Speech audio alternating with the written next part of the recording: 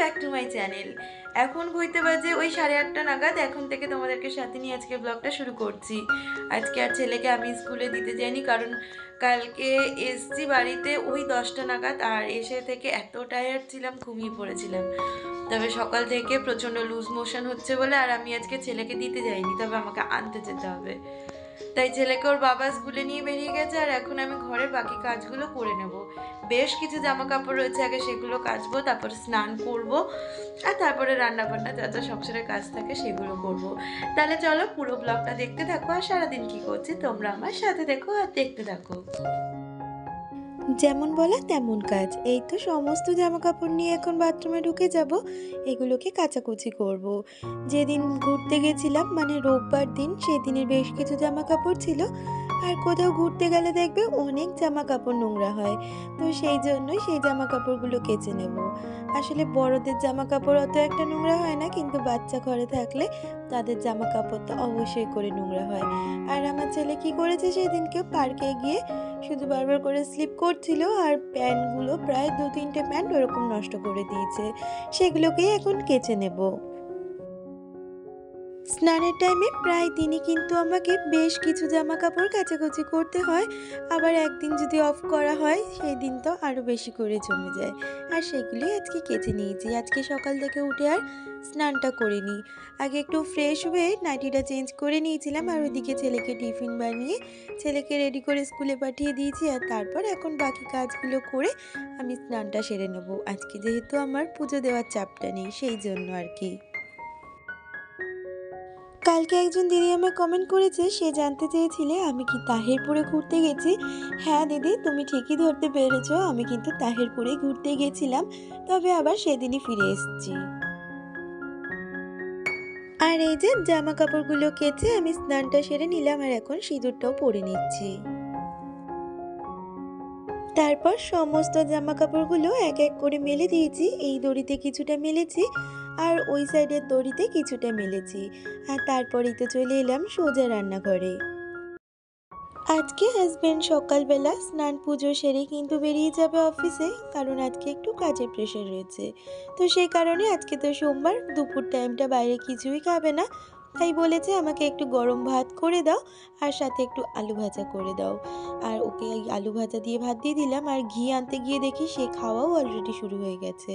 সেই কারণে তারপর আবার ঘি দিয়ে দিয়েছি, আর এখন এই গরম ভাতে ঘি আলু ভাজা দিয়ে খেতে কিন্তু বেশ ভালো লাগে। আর ভাবলাম সকাল সকাল যখন রান্নায় হাত দিয়েই দিয়েছি, বাকি রান্নাগুলোও সেরে নিই। বিশেষ কিছু রান্না করবো না, ওইদিকে ডাল সিদ্ধ বসিয়ে দিয়েছি প্রেশার কুকারে, আর এদিকে ওই যে সকালে বললাম না একটু লুজ মোশন হচ্ছে, সেই জন্য হাজবেন্ড কাঁচকলা আর পেঁপে এনে দিয়েছে, বলে এটা দিয়ে একটা পাতলা তরকারি করে খাও। তো সেটাই করে নিচ্ছি, একটু আদা ঘষে দিলাম, আর সামান্য নুন হলুদ দিয়ে এই তরকারিটা করে নিলাম কাঁচকলা আলু দিয়ে। এই তরকারিটা শুধু আমিই খাবো, ছেলে তো মুখেই তুলবে না, আর হাজবেন্ড যখন আসবে তখন যদি ভাত খায় তখন একটু ওকে দেবো। আর এই যে এই গ্যাসে আমি কাঁচকলা আলুটা বসিয়ে দিলাম ছোট গ্যাসটাতে, আর এটাতে ডালটা সোমবার দিয়ে নেবো। আজকে একটু মুগের ডাল করব টমেটো ফোড়ন দিয়ে। তো এইভাবে মুগের ডাল খেতে কিন্তু বেশ ভালো লাগে, আর ওই নিরামিষের দিনগুলিতে আমার বাড়িতে একটুই ডাল হয়, আর বাকি একটা দিন কেউ ডাল অত একটা পছন্দ করে না। ডাল মানেই তো কিছু একটা ভাজা করতে হবে, সেই জন্য তোজোর জন্য একটু বাঁধাকপি ঘষে নেব, আর এটা দিয়ে বাঁধাকপি পকোড়া মতন করে দেব, আর ও ডাল আর এই ভাজা দিয়ে কিন্তু ভালো করে খেয়ে নিতে পারবে। আসলে নিরামিষের দিনগুলি আমরা বড়রা যেন তেন প্রকারের কিছু দিয়ে খেয়ে নিতে পারি, কিন্তু বাচ্চাদেরই এই নিরামিষের দিনগুলোতে খাওয়ানো খুব সমস্যার। তাই জন্য চেষ্টা করি কোনো একটা ভাজা করে দিলে ও যেন ভাজা দিয়ে খেয়ে নিতে পারে, আর সাথে একটু ডালটা দিলে শুকনো শুকনো আর লাগে না, সেই জন্য আমি ডালও করি আর তার সাথে দু একটা ভাজাও করি। যেমন আজকে খাওয়ার আগে একটু বেগুনগুলোও ভেজে নেব, আর ওই পকোড়াগুলো খাওয়ার আগে গরম গরম ভেজে নেব।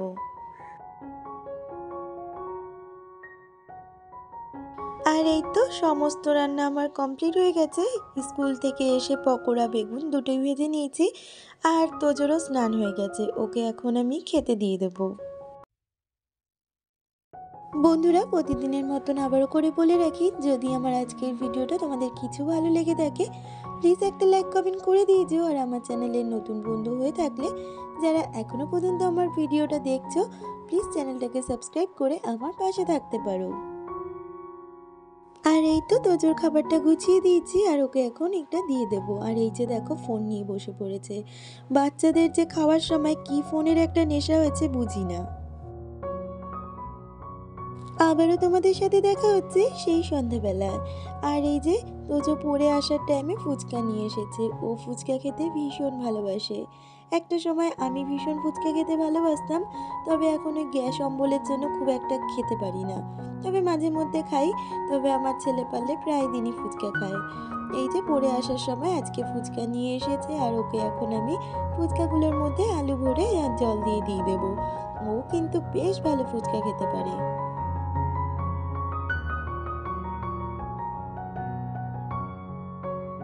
ছোটবেলায় শুধু ফুচকা খেত, আলুও খেত না, জলও খেত না। তবে এখন আলু জল দুটোই লাগবে, না হলে সে বাবু আবার ফুচকাই খাবে না। তো এই যে দেখো আলু ভরে জল দিয়ে ওকে এখন ফুচকাটা দিয়ে দেবো।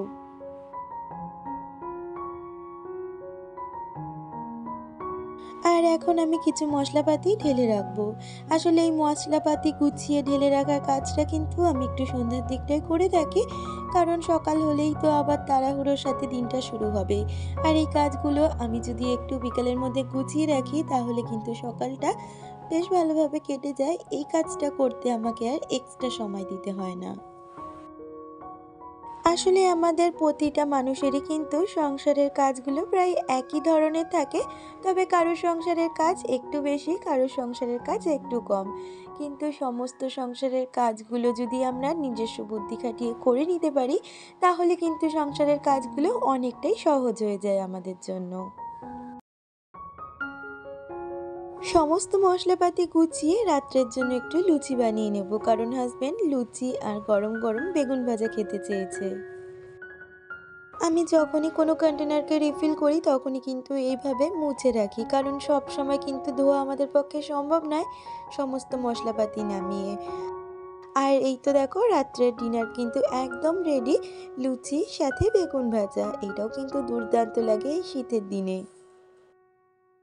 তাহলে চলো ডিনার করতে করতে আজকের ব্লগটা এখানেই শেষ করছি। দেখা হচ্ছে পরবর্তী কোনো ভিডিওর সাথে।